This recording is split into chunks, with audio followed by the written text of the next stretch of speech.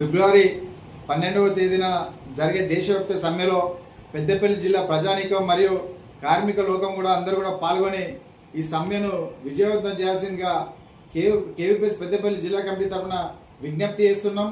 ఈరోజు బీజేపీ ప్రభుత్వం మూడోసారి అధికారంలోకి వచ్చిన తర్వాత 29 చట్టాలను కుదించి 4 లేబర్ కోడ్లుగా అమలు చేస్తుంది.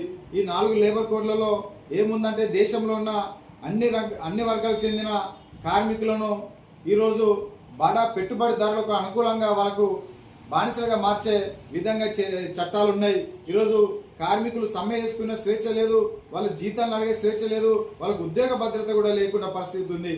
ఈరోజు దేశవ్యాప్తంగా ఎక్కడ చూసుకున్నా కానీ ఈరోజు కార్మిక వర్గం అంటేనే ఎస్సీ ఎస్టీ బీసీ వర్గాలకు చెందిన అట్టడుగు వర్గాలకు చెందిన ప్రజలు ఎక్కువ కూడా కార్మికులుగా ఉన్నారు.